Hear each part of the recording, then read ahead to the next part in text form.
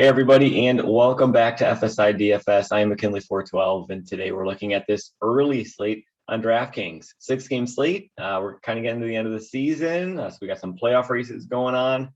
It should be exciting. No weather that we really have to be paying attention to, but as always, keep up to the minute with it, as well as any COVID-related news. So let's just go through the pitchers, and then we'll kind of go over the bats, and it's a pretty straightforward slate, in my opinion, today. So right up at the top, you have Max Scherzer going up against Cincinnati in that small ballpark. I don't think that matters. Scherzer is just playing absolutely lights out right now. This is arguably one of like the best stretches of his entire career. He has been amazing. He's been shutting down top offenses like San Diego and Atlanta, top teams.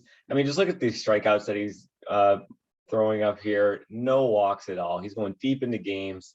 It's just incredible what he's been able to do. So at 10.7K, even in a more difficult matchup, I think he's still an absolute lock on this slate here.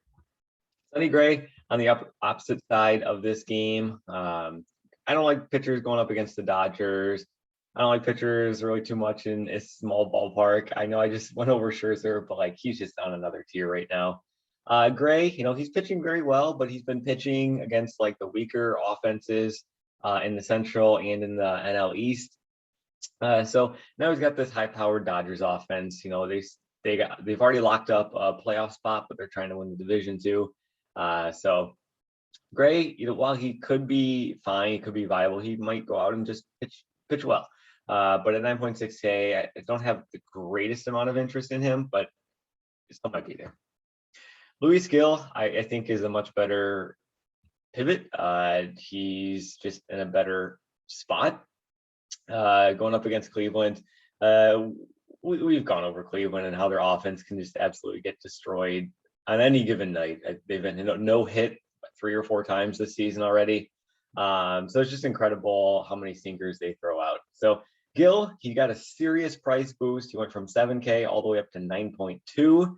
But the Yankees are in the middle of this playoff run. So he's going to be going 90 to 100 pitches. He's going to get his strikeouts. Cleveland does strike out quite a bit. If he can just kind of limit, like his one bad game was against Toronto and he had 7 walks. I don't think that's going to be happening in this one. There's not too many bats that he has to be pitching around or be really cautious of. So as long as he can limit the home runs, I think Luis Gil is a much better play than Sonny Gray on the slate. CIVALE, I don't know. He's not going as deep into games as he was. He's 400 cheaper than Luis Gil. He's in a tougher matchup.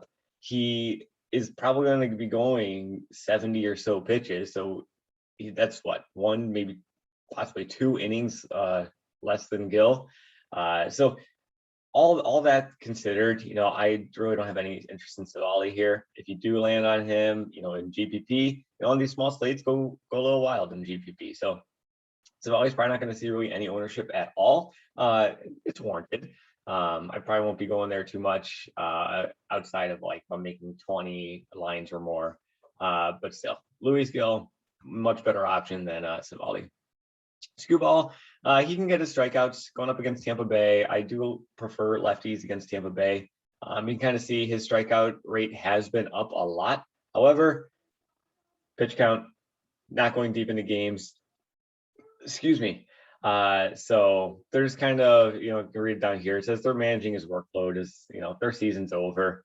They don't want to push him too hard, get any injury for no reason at all. So pitch count, it is a major concern with that one.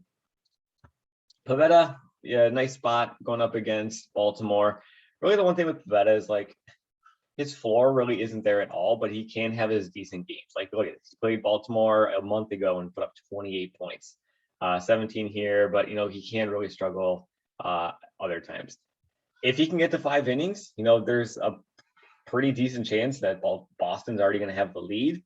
And they can hold on to that lead and give him the win bonus as well. So that definitely helps. So PIVETTA 8.1K, I do have some interest in him, a lot more than I do on other guys. 3 games against Baltimore this season, 20 points on average. So he's a fine play there. Steven Matz, again, Toronto, they're in this middle of the playoff run. Toronto is absolutely hot right now. And Matz, he's been pitching a lot better lately. So he got to the double-digit points. 7.5K, you wish it was a little bit more points. I'm looking for more like closer to 20. But still, he got the price decrease, and he should be doing just fine in this matchup against Minnesota. Everybody else, I'm not really too interested in. I'm not going to go too much on him. YARBROUGH is very interesting. Like, if this guy was 5.7K 2 months ago, we would have been like absolute lock and load of the slate like this. He was up to 9.5K and 8Ks and all that. And then he just had 2 implosion of games. But it was against Boston and Toronto, like possibly 2 of the best offenses in the league, or the hottest offenses. So now he's going up against Detroit. Detroit does hit left-handed bats very well, though. So that is slightly concerning. So I don't know. I think it's a GPP play at best, but yeah, YARBROUGH, he's fine. As for bats, like I said, I think bats is pretty straightforward on this slate. Top team, it's going to be Boston going up against Baltimore and Lowther.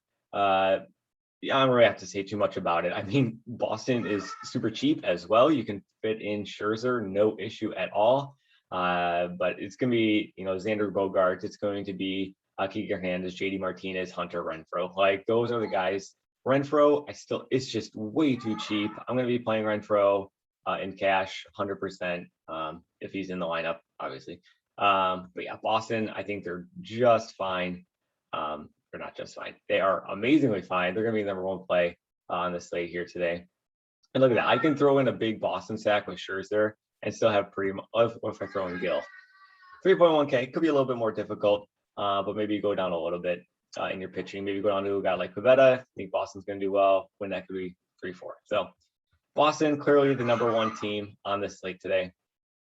Toronto, they're your next team going up against Ober and Minnesota. I mean, at this point, Toronto against anybody is going to be doing well. Their bats are just unreal right now. They do have a serious price bump in their bats. So, Vlad over 6, Semion's getting close to 6. I'd be paying more down towards like the Tasker Hernandez. If Gurriel's in, he could be cheap. Yeah,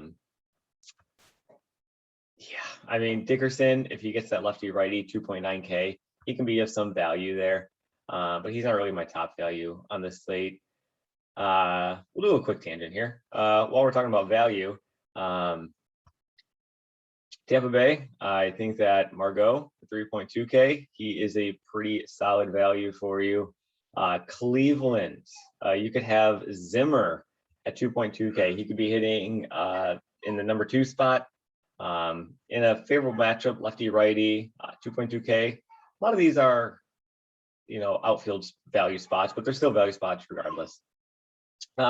Other team, that you got to be paying attention to is the Yankees, and that's really your top 3. It's Boston, Toronto, and the Yankees. I mean, it's the 3 teams that are battling for the playoff spot. So they're going to be giving it their all. They're all in kind of pretty decent matchups here. And I like how the Yankees prices are pretty low. So Judge, Stanton, Rizzo, Gallo. I mean, you really can't go wrong with really anybody there. As for GPP, Detroit, I think Detroit might be my favorite GPP spot, going up against lefties, going up against YARBROUGH. He can struggle at times. So Detroit's probably my favorite GPP stack of the day. So that kind of covers everything. If I didn't mention a team, doesn't mean that they're terrible. I just didn't feel the need to really get too much into them there. So as always, good luck in your contest this afternoon, and we will see you in the next video.